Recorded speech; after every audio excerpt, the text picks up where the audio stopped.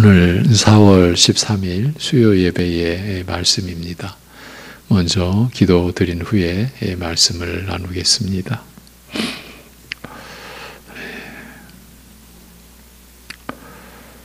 모든 피조물에게 생존할 수 있는 능력을 베풀어 주시는 하나님 아버지, 그 가운데서 아들의 피 흘림으로, 아들의 죽음의 희생으로 택하시고 부르신 자들을 영원한 생명으로 살게 하시고 그 은혜를 누리게 하심을 감사드립니다. 하나님 아버지, 우리의 욕심에 찬 마음을 늘 제어하여 주셔서 우리가 하나님의 은혜로 살아가고 우리가 믿음을 지키는 것도 오직 하나님의 권능과 사랑과 은혜로 인한 것임을 늘 고백하고 감사할 수 있는 심령 되게 하여 주옵소서.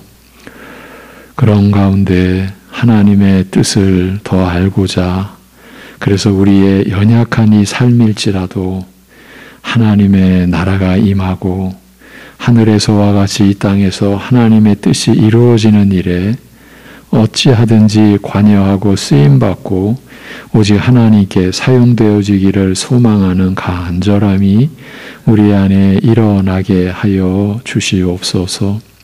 그리하여 우리가 받은 사랑을 기꺼이 기쁜 마음으로 감사함으로 나누는 것이 우리 신자들의 본분이요, 그러한 삶이 가정에서나 어디에서나 실제로 나타나고 그리하여 사랑으로서 역사하는 믿음뿐이니라고 하신 주님의 말씀이 우리 사랑하는 성도들의 생애 속에 나타나고 열매 맺도록 하여 주시옵소서.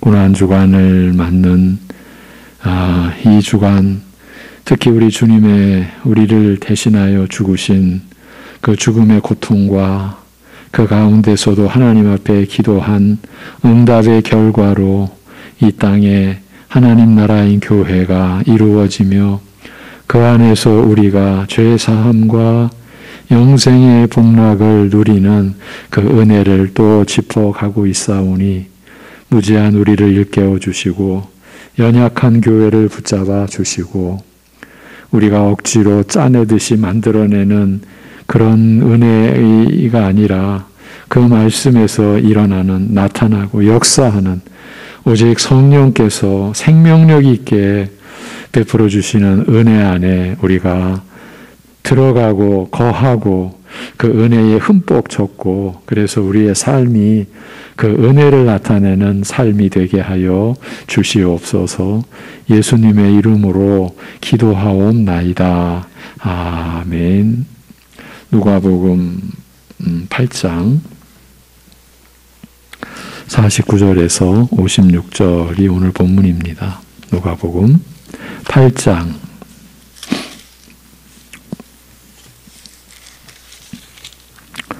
이제 오늘로서 누가복음 8장을 이제 마무리하게 됩니다. 49절부터 56절까지 두려워 말고 믿기만 하라. 두려워 말고 믿기만 하라. 이 제목으로 본문은 누가복음 8장 49절에서 56절입니다. 아직 말씀하실 때에 회당장의 집에서 사람이 와서 말하되 당신의 딸이 죽었나이다. 선생님을 더 괴롭게 하지 마소서 하거늘 예수께서 들으시고 이르시되 두려워하지 말고 믿기만 하라. 그리하면 딸이 구원을 얻으리라 하시고 그 집에 이르러 베드로와 요한과 야고보와 아이의 부모 외에는 함께 들어가기를 허락하지 아니하시니라. 모든 사람이 아이를 위하여 울며 통곡하며 예수께서 이르시되 울지 말라. 죽은 것이 아니라 잔다 하시니 그들이 그 죽은 것을 아는 고로 비웃더라. 예수께서 아이의 손을 잡고 불러 이르시되 아이야 일어나라 하시니 그 영이 돌아와 아이가 곧 일어나거늘 예수께서 먹을 것을 주라 명하시니 그 부모가 놀라는지라. 예수께서 경고하사 이 일을 아무에게도 말하지 말라 하시니라. 아멘. 네. 지난 이 시간, 지난 수요일 나눴던 말씀과 이제 겹치고, 한 가지 그 일 가운데 두 가지 역사가 나타나는 이제 그러한 그 그러한 연결 속에 오늘 이제 주어진 말씀을 보게 됩니다. 예수님께서 혈류병이 나은 여인에게 구원의 평안을 확인하시는 말씀 도중에 회당장의 집으로부터 전갈이 왔습니다. 원래 그 회당장의 집으로 가던 길이었죠. 그 노상에 12년 동안 혈류병으로 고통받던 한 여인의 이 회복의 역사가, 구원의 역사가 일어났죠. 그에게 구원의 평안을 확인하시는 말씀을 하고 계시는데 이런 전갈이 온 거죠. 당신의 딸이 죽었으니 더 이상 선생을 괴롭게 마옵소서. 이제 회당장 야이로의 딸이 죽었다는 전갈을 받은 겁니다. 죽음의 소식이 전해진 것이죠. 사람이 일생 동안 겪는 가장 중요한 일을 든다면 그것은 아마 출생과 죽음일 것입니다. 사실은 우리는 그 출생과 죽음 사이에서 살아가고 그 살아가는 그 과정에서 우리는 무엇이 더 중요하고 무엇이 더 그렇지 않고 뭐 그런 생각을 하는데 사실은 그 출생과 죽음이 우리 일생 가운데 가장 중요한 일이라고 할 수밖에 없죠. 출생하니까 우리가 있는 거고 그런데 그 출생은 죽음으로 마무리되니까요. 출생을 통해서 사람은 그의 생을 시작하고 죽음을 통해 그 생을 마감하게 됩니다. 우리 인생의 시작과 끝을 뜻하는 출생과 죽음은 그러나 그 일을 당하는 사람에게 전혀 반대되는 느낌을 주며 상반된 반응을 일으킵니다. 사람이 태어나면 누구나 이를 기뻐하고 반기지만 죽음 앞에서는 두려움과 깊은 슬픔을 느끼게 되는 것입니다. 그것은 아마 출생을 통해서는 살아 움직이는 생명이 시작되는 반면 죽음과 더불어서는 그 생명이 소멸되어 사라지기 때문일 것입니다. 한 생명이 탄생하면 그 살아 움직이는 생명의 활력과 접촉하면서 자연스럽게 우리 안에서 기쁨과 활력이 솟아나는 것을 느끼는 반면 그 생명이 소멸되어 차디찬 시체로 변한 죽음 앞에서는 그리고 죽음이 썩어 없어지는 비참한 모습 앞에서는 모두가 두려움과 슬픔을 느끼게 되는 것입니다. 어떤 사람들은 이를 가리켜 생자 필멸이라 무릇 생명이 있는 것은 다 죽어 없어지게 되는 우주의 법칙이라 말하며 또한 생성된 것이 소멸되는 과정이 반드시 나쁘고 해로운 것이 아니라 나름대로 역사 발전에 유익과 도움이 된다라고 하면서 애써 죽음 앞에서 태연하려고 합니다. 그래서 누구는 어떤 현자는 어떤 성인은 죽음 앞에서 얼마나 초연했나 얼마나 태연했나 이제 그런 그 기록들을 찾아 보고 또 그것들을 제시하고 그러면서 또 더 나아가는 사람들은 성경에서 우리 주님의 십자가에서의 그 죽어가시는 모습을 보면서 그들과 대조 비교를 하는 거죠.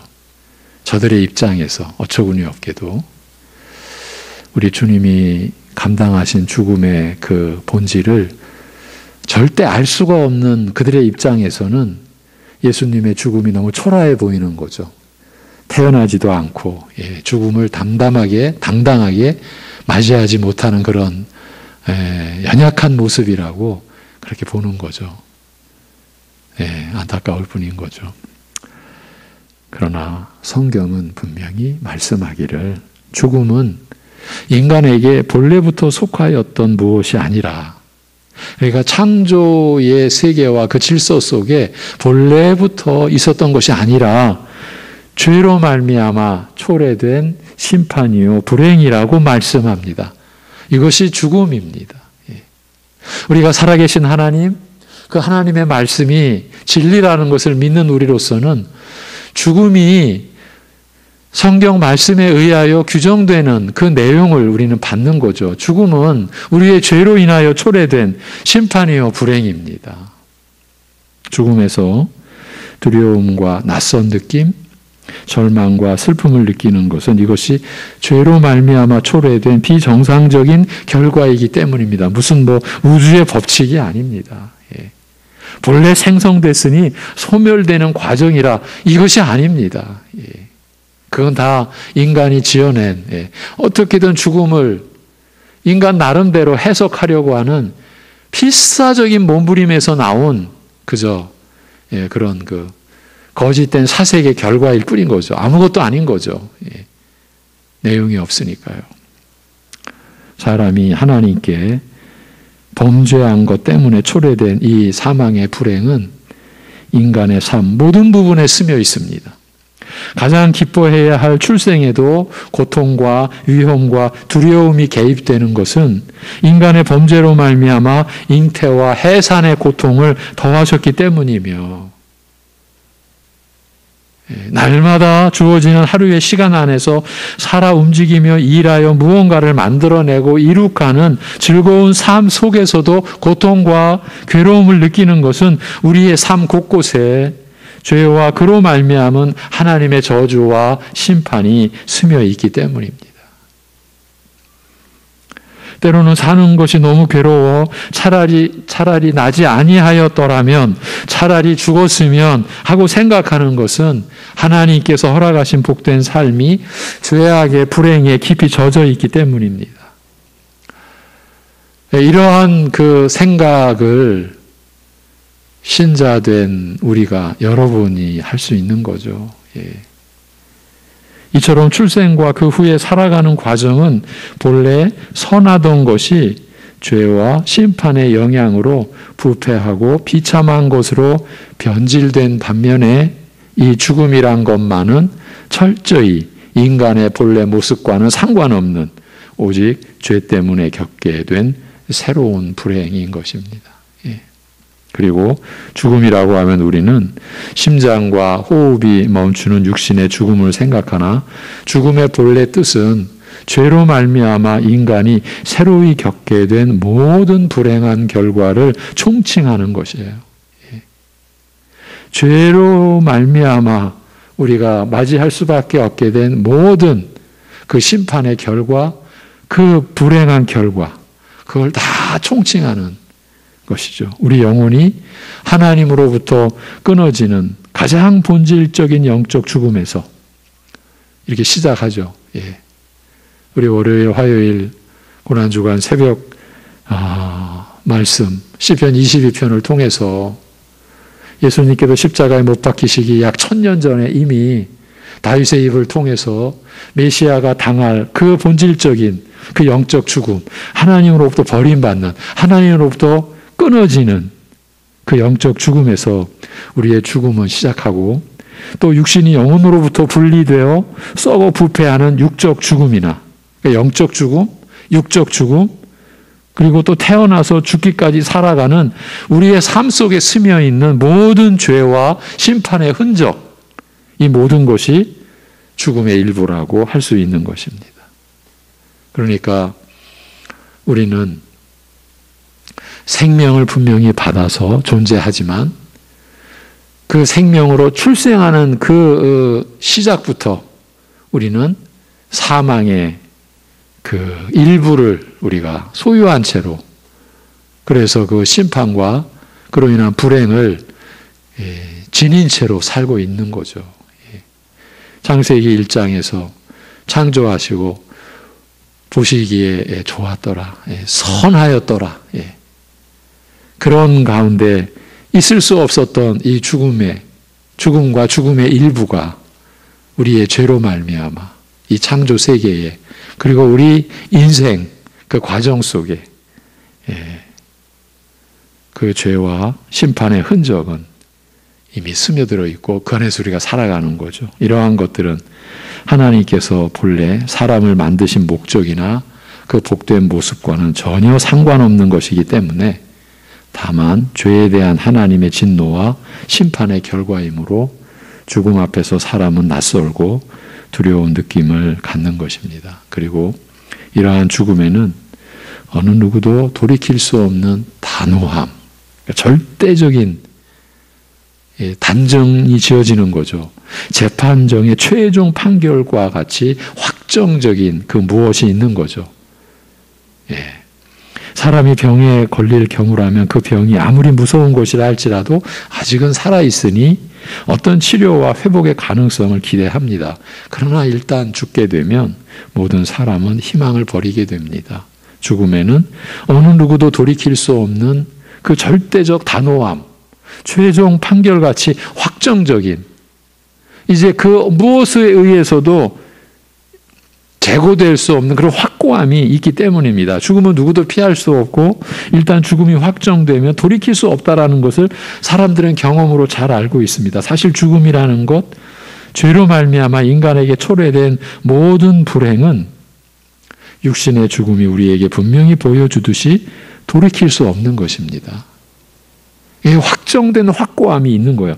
하나님께서 죄인을 향하여 너는 죽으리라 선언하신 것에 대하여 어느 누구도 항거하거나 그걸 돌이킬 수가 없는 것이에요.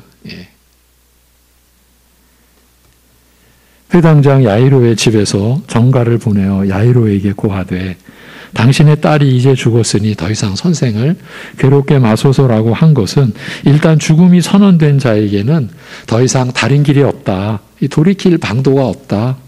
이제 모든 것을 이제는 포기하라. 죽음을 받아들이는 수밖에 다른 길이 없다. 죽었으니까. 더 이상 소망을 갖지 말라는 최종적 절망의 선언이었습니다. 여기서 끝나면 이것이 이제 하나님의 말씀으로 우리에게 주어질 리가 없죠. 그러나 이 말을 들으신 예수님께서는 야이로에게 그 아비 야이로에게 두려워하지 말라. 다만 믿기만 하라. 그리하면 딸이 구원을 얻으리라고 말씀하셨습니다. 죽음 가운데서도 우리의 죄로 말미암아 하나님께서 내리신 최종적 심판 가운데서도 소망이 있음을 예수님 안에서는 죽음의 절망 가운데서도 소망을 가질 수 있다는 것을 말씀하신 것입니다. 두려워하지 말라. 이 말씀은 예수님 안에서는 죽음이 더 이상 두렵지 않은 것이 될 수 있음을 뜻하는 거죠. 지금 죽음 앞에서 예수님께서 두려워하지 말라고 선언하신 것이잖아요. 그러니까 예수님 안에서는 죽음이 더 이상 두렵지 않은 것이 될 수 있다. 그것을 나타내신 거죠. 믿기만 하라. 그리하면 구원을 얻으리라. 여러분, 이것이 하나님의 말씀입니다. 예수님을 의지하라. 그를 바라보고 그에게 맡기라. 그리하면 죽음에서 항거할 수도 돌이킬 수도 없는 그 하나님의 심판에서 구원을 얻으리라. 예수님 안에는 죽음의 심판에서 우리를 구원하시는 은혜가 있음을 말씀하신 것입니다. 죽음의 심판에서 우리를 구원하시는 그 은혜. 여러분, 우리가 하나님의 은혜를 고백하고 찬송하는 그 내용이 바로 이것이죠. 죽음의 심판에서 우리를 구원하신 그 은혜를 우리가 찬송하고 감사하고 고백하는 것이죠. 그러니 이 은혜가 세상 것일 리가 없잖아요. 그리고 사람이 이것을 만들어내거나 흉내낼 수도 없는 거잖아요. 그래서 여러분,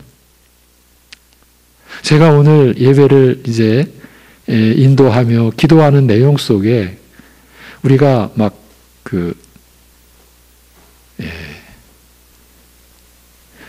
인위적으로 만들어내는 은혜가 아니라 이런 표현을 제가 오늘 썼어요. 여러분, 교회에서의 은혜는요, 사람이 만들어낼 수 있는 게 없어요. 그러니까 이런 거죠. 하나님의 말씀을 사람이 어떻게, 죄송합니다, 요리해서 말씀을 잘 요리해가지고 은혜가 막 나타나게끔. 혹시 여러분 그런 기대를 하십니까? 죄송하지만 말씀을 전하는 저에게는 그렇게 하지 않으려고 몸부림을 치는 거예요. 그래서 말씀을 성령께서 여러분에게 나타내실 때 저는 그저 전하는 그저 종이죠. 제가 이 말씀을 막 어떻게, 여러분이 우리 여성도님들 재료를 가지고, 요즘에 남자도 물론 요리를 잘하지만 막 재료를 가지고 막 맛있게 만들어내듯이 은혜를 만들어내려고 하지 않아요. 저도 예전에는 그랬었죠. 얼마나 많이 그랬겠습니까? 그런데 이제 그 일이 무서운 거예요. 그게 얼마나 잘못된 것인지가 계속 이제 일어나는 거예요, 마음속에서. 아니, 지금 죽음의 심판에서 우리를 구원하시는 은혜를 우리가 무슨 재료를 가지고 요리한들 이 은혜를 어떻게 나타내겠어요? 여러분에게 어떻게 그 은혜를 전해드리겠어요? 전해드리지도 못해요. 그런데 어떻게 그 은혜를 만들어내겠어요? 어떻게 생성해내겠어요? 그런데 교회 안에 은근히 그런 일들이 너무 많은 것 같지 않은가? 저 역시 그런 짓을 해오지 않았는가 하는 그런 뉘우침, 회개하는 그 심령이 사실은 날이 갈수록 더 진해지는 거죠. 그래서 그런 기도가 여러분 앞에 나오는 거예요, 제가. 이 은혜를 흉내내지 않게 해주옵소서. 그러니까 은혜를 마치 사람의 것으로 그렇게 만드는 그런 일은 하지 않게 해주옵소서라는 고백이죠. 오늘 우리가 예수님 안에 있는 그 은혜, 죽음의 심판에서 우리를 구원하시는 은혜가 있으면 나누잖아요. 이것이 우리가 받는 모든 은혜의 근본이에요. 이거 없으면 은혜가 아니잖아요. 예. 다시 돌아와서, 그러니까 이 은혜의 어떠한 그 본질이라는 것도 살짝 우리가 짚어보고 가는 거예요. 예. 우리가 은혜를 사모한다. 그건 우리의 중심을 하나님 앞에 고백하는 거죠. 그렇게 해서 나오지 않을 은혜가 우리의 그 사모함에 의해서 뭐 이렇게 우러나온다. 그런 법은 없어요. 성령께서 우리에게 베풀어 주시고 그것도 말씀을 통해서 그 말씀이 역사하도록 하셔서 우리에게 그 은혜가 임하는 거죠. 그리고요, 사실은요, 우리가 사모해서 그렇게 우리가 또 경험하게 되는 그런 은혜 이전에 근본적으로 우리가 누리는 은혜가 얼마나 많냐고요. 여러분, 우리 출생을 오늘 얘기했잖아요. 갓난 아기가 그 부모의 은혜와 사랑 안에서 살잖아요. 부모 없으면 죽어요. 못 살아요. 한 끼의 양식도 못 취해요. 우리가 사실은 그런 은혜를 잊고 왔잖아요. 근데 우리는 너무, 사실은 지금도 우리 일상도요, 우리가 존재하고 살아있는 자체도 이게 은혜잖아요. 근데 우리는 너무 늘 욕심이 과해가지고요, 기본적인 거는 은혜라고 생각지 않아요. 특별해야 돼. 그것 또한 우리가 경계해야 되고 극복해야 될 내용이라고 분명히 생각을 합니다. 자, 다시 이제 돌아와서 죽음이라는 것이 죄에 대한 하나님의 심판이 육신이 죽는 것으로 끝나는 것이 아니라 그 이후 영원토록 하나님의 맹렬한 진노 가운데서 슬피 울며 이를 가는 참혹한 상태에서 이러한 영원한 심판에서 구원하여 영원토록 하나님과 함께 거하게 하시는 복된 은혜가, 이 영생이 그리스도 안에 있음을 말씀하신 것이에요. 오늘 이 말씀이 이런 내용인 거예요. 예수님께서 야이로의 집에 들어가실 때 베드로와 요한, 야고보와 아이 부모만을 데리고 들어가시니 사람들이 모두 가슴을 치며 통곡하면서 아이의 죽음을 슬퍼하고 있었습니다. 이들을 향하여 예수님께서 말씀하셨습니다. 울지 말라. 이 아이가 죽은 것이 아니라 잔다. 울지 말라. 이 말씀은 이제 그리스도의 은혜를 입을 이 아이에게 있어서 죽음은 결코 울며 슬퍼할 일이 아니라는 말씀이지요. 예. 왜냐하면 예수님 안에 있는 자에게는 죽음이 돌이킬 수 없는 불가항력적인 하나님의 심판이 아니라 이제 절대적으로 확고해진 그것이 아니라 언젠가는 다시 깨어날 잠에 불과하기 때문인 것이죠. 그리스도 안에 있는 자에게는 이제 예수님께서 머지않아 죽은 자를 죽음에서 일으켜 다시 살게 하실 것이기 때문입니다. 예수님 안에는 우리를 절망케 하던 죽음의 이 단호함을 무력하게 하는 은혜가, 하나님의 정죄와 심판을 돌이키는 은혜가, 죽음에서 일으켜 살리시는 능력이 있기 때문인 거죠. 교회가 하나님 나라를 선포하고 그리스도에 관한 말씀을 처음부터 끝까지 교회가 하는 일은 이거거든요. 이 일을 하는 것은 바로 이러한 은혜가 그 하나님 나라의 그 역사 안에 그리스도의 복음 안에 있기 때문인 거죠. 우리를 절망케 하던 죽음의 그 단호함을 무력하게 하는 은혜가, 하나님의 정죄와 심판을 돌이키게 하시는 은혜가, 죽음에서 일으켜 살리시는 그 능력의 은혜가 있기 때문인 거죠. 교회는 이것을 전하고 이것을 감사히 받고 기쁨과 즐거움으로 이제 하나님을 섬기고 서로를 섬기는 그곳이 교회인 것이죠. 예. 죽은 아이를 가리켜 잔다라고 말씀하시는 것을 들은 사람들은 아이가 이미 죽은 것을 아는 고로 죽은 아이가 잠에서 깨어나듯이 다시 살아나리라고 말씀하시는 예수님을 비웃었습니다. 여러분, 예수님의 생애는 이러한 비웃음을 받는 생애, 조롱의 생애, 시편도 그 점을 나타냈죠. 그러니까 우리가 죄로 인하여 당할 수치와 그 조롱을 메시아이신 주님께서 다 받으시는 그 장면이 오늘도 나타나는 거죠. 그러나 예수님께서는 죽은 아이의 손을 잡으시고 부르시되 아이야 일어나라 하시니 그 영혼이 다시 아이에게 돌아와서 즉시 죽음에서 깨어 일어났습니다. 우리 육신의 죽음이라는 것은 생명의 본질인 영혼이 떠나는 것이죠. 그런데 그 영혼이 다시 돌아와서 즉시 죽음에서 깨어 일어나게 된 거죠. 죽은 자를 살리시는, 마치 잠에서 깨어나듯이 죽음에서부터 깨어 일어나게 하시는 예수님의 능력과 권세를 목격한 그 아이의 부모가 심히 놀라워하였습니다. 그렇지 않았겠습니까? 예. 단순히 사랑하는 딸이 죽음에서 살아나 다시 부모의 품에, 자신의 품에 안기게 된 기쁨 이상의 강한 충격을 받지 않았겠습니까? 과연 이분은 어떠한 분이시기에 죽은 자를 살리시는가? 죽음의 권세도 그 앞에서는 무력한가? 하나님께서 죄인에게 선언하신 죽음의 정죄와 그 심판을 돌이킬 수 있는 이분은 누구신가? 예수님께서 행동으로 들려주신 대답, 죽은 자를 향하여 일어나라 명령하심으로써 드러내신 예수님의 권세와 그 능력이 큰 충격으로 그들의 마음을 흔들어 놓았던 것입니다. 이들의 마음속에서 일어나는 변화와 충격을 아시는 듯 예수님께서는 아무에게도 이 일을 말하지 말라고 명하셨습니다. 예수님의 이러한 이상한 태도, 그의 권세와 신분을 한편으로는 나타내시면서 분명히 나타내셨죠.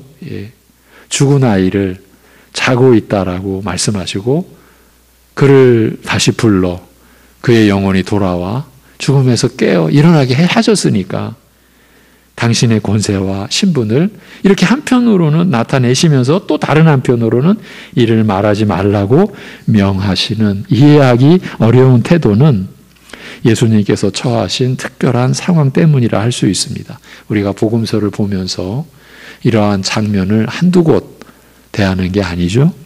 아직은 메시아의 참 신분과 능력과 권세를 나타내실 때가 아니며 이에 대해서 예수님께서 모친에게도 이르시되 아직 내 때가 이르지 아니하였나이다라고 말씀을 하셨죠. 여러분 아시죠? 그때는 어느 때입니까? 골고다 십자가를 지시고 그 골고다의 그 길을 가시는 바로 그때죠. 예. 지금 행하시는 모든 일들은 단지 앞으로 행하실 완전한 일, 예. 앞으로 나타내실 그의 완전한 신분과 또 권세와 능력을 가리키는 표적에 불과하였기 때문이라 할 수 있습니다. 지난 시간에도 언급해드렸듯이 예수님의 이 생애 자체가 사실은 표적이라 우리가 그렇게 보는 거죠. 예. 예수님의 행적 자체가 그 전체가 사실은 표적인 거죠. 예수님께서 지금 이 죽은 아이의 육신을 살린 것은 십자가에 못 박혀 죽으심으로 죄와 죽음의 세력을 완전히 멸하시고 또 부활하심으로써 새 생명을 주실 일을 가리키기 위해 행한 표적일 뿐임을 말씀하고자 하신 것이죠. 예.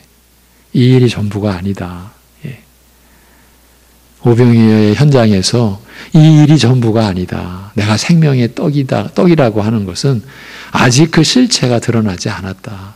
그 실체를 가리키는 표적이다. 예. 그런데 사람들은 너무 욕심 많고 또 무지해서 그 오병이어에서 나타난 그 유익만 취하려고 하듯이 예수님께서 귀신을 쫓고 모든 병든 자를 치유하신 그 현장에서도 그 육신의 치유 거기에 사람들은 또 몰두하고 예. 오늘날도 마찬가지죠. 오늘날도 예. 하나님의 은혜가 궁극적으로 우리에게 나타내시려고 하고 주시려고 하는 그 은혜를 우리는 구하지 못하고 고작 자기가 관여할 수 있는 고작 결국은 육신의 것이죠. 결국은 세상에 연계된 이 세상 것, 그 하나님 나라인 교회 안에서조차도 결국은 그것을 구하려다 보니까 그 은혜를 구하려다 보니까 오늘 말씀 중에 또 나타났던 제가 제기해 드렸던 은혜를 만들어내는 거예요, 우리가. 왜? 그게 이제 구하는 자의 마음에 그 마음을 흡족하게 하기 위해서 그렇게 해서 교회가 이상한 곳이 되어져 버리는 거죠. 예. 여러분 아직은 내 때가 이르지 아니하였다. 아직은 나의 권세와 능력과 참 신분을 완전히 드러내실 때가 아니라 다만 표적으로서 앞으로 있을 일을 가리켜 증거할 뿐이라. 그러나 때가 되면 너희는 나의 참 신분과 영광과 권세를 보게 되리라. 단순히 육신만을 다시 살리시는 것이 아니요 죽은 영혼을 살려 하나님을 향해 하나님과 함께 살게 하시며 영원한 생명의 영광으로 너희를 영화롭게 할 놀라운 구원을 보게 되리라는 뜻으로 하신 말씀인 것이죠. 예. 이와 같이 감추인 것을 드러내실 때가 되면, 숨긴 것을 알릴 때가 되면 골방에서 말한 것을 지붕 위에서 밝히 널리 전파할 것이라. 예, 이렇게 말씀하신 것이죠. 여러분, 그럼 우리는 뭡니까? 예, 우리는 그 십자가의 그 역사를, 실제 이 세상에서 이루어진 십자가 그 구속의 역사를 우리는 받은 자들이잖아요. 믿고 있는 자들이잖아요. 그러면 그 믿음 안에 예수님의 참 신분, 영광, 권세, 그것을 우리가 받은 자인데, 그것뿐만이 아니라 우리는 그 영광에 이제 함께하는 자인데, 왜? 그분과 우리가 하나니까. 오늘 새벽 예배 말씀의 중심이었죠. 예. 골자였죠. 이제 형제라. 부활하시기 전에는 형제라는 표현을 안 쓰셨다고 그랬어요. 우리의 죄로 죽으시고 부활하신 이후에야 형제라. 그래서 마리아에게 내 형제들에게 가서 구하라. 내 하나님 곧 너희 하나님, 내 아버지 곧 너희 아버지. 우리가 그 은혜를 입고 있는 거잖아요. 우리는 이 교회의 영광과 이 교회에 지체된 신자의 삶의 영광을 우리가 얼마나 의식하고 인식하고 또 그것을 누리고 그것을 나타내고 있는가를 돌이켜봐야죠. 돌이켜볼수록 우리는 사실은 말씀의 그 진리 앞에서 우리 자신을 돌이켜볼 때 여러분 너무 하나님 앞에 죄스럽죠. 그래서 우리가 하나님의 말씀을 통해서 하나님을 더 알고자 하는 열심을 가져야 되고 그 은혜를 우리가 구해야 되겠죠. 여러분, 그 은혜는 우리가 만들어내거나 흉내내거나 할 수 있는 게 아니죠. 오직 하나님을 우리가 바라봄으로써죠. 이렇게 말씀을 맺겠습니다. 그렇기 때문에 우리의 삶이 너무 연약하고 보잘것없다 할지라도 이게 기가 막힌 거예요. 어쩌면 우리가 연약하다라는 걸 느끼고 너무 참 보잘것없다라는 걸 느낄수록 더 기이한 거예요. 왜? 그러한 우리가 그리스도께서 십자가에서 이루신 그래서 죄와 그 사망의 세계를 완전히 멸하시고 또 부활하심으로써 새 생명의 그 영광을 우리에게 입혀주신 그 영원한 소망에 우리가 붙들렸고 그 소망에 참여하고 그 소망을 구하는 자로 우리가 살아가고 있으니까 살게 되었으니까 우리가 보잘것없다라고 여길수록 더 기이하고 우리가 연약하다라고 느낄수록 더 놀라운 거죠. 그래서 우리는 하나님을 더 깊이 더 풍성히 찬송할 수 있고 그래서 하나님께만 소망을 두고 살아갈 수가 있는 거죠. 그리하여서 이제 우리에게서 우리가 이제 누리게 되고 또 나타내고자 하는 그 그리스도의 참 신분과 그분이 나타낸 또 그분이 우리에게 입증해 주신 이 하나님 나라의 영광을 우리가 이 땅에 나타내는 일에 어떻게든 하나님께서 우리를 들어 쓰신다라고 하는 소망을 가지고 우리가 살아갈 수 있는 거죠. 우리가 직업으로 무슨 일을 하든 그건 아무 상관이 없는 거죠. 그래서 성경 말씀에 직업의 분류 이런 게 없어요. 또 성품의 분류 이런 게 없어요. 성품의 분류 무슨 기질 이런 게 없어요. 그리고 세상적인 일에 있어서의 무슨 구분이 없어요. 우리가 말씀을 통해서 우리가 똑똑히 우리가 부여잡고 가야 돼요. 그러니까 우리가 하나님 나라의 교회 안에서 직업의 일의 귀천을 따진다라는 것은 여전히 소망이 이생뿐이에요. 이 땅의 것에 우리가 여전히 마음이 꽂혀 있는 거예요. 그 기준을 가지고 보는 거예요. 그러니까 은혜 안에서 다 허물어진 차별의 벽이 교회 안에서도 존재하는 거고 내 심령 안에 존재하는 거죠. 우리는 그걸로 사람을 평가하고 판단하고요. 하나님 나라가 아니라니까요, 여러분. 그런 가운데서는요. 이러한 그 우리의 교회의 연약함이 여러분의 그 신앙에 회복된 그 본질 안에서 극복이 되어질 때 참 하나님이 기뻐하시는 교회, 영광된 교회가 되는 거예요. 그게 대형 교회든 개척 교회든 아무 상관없어요. 이 교회의 본질이 이루어지는 것이 하나님께 영광이고 기쁨인 거고요.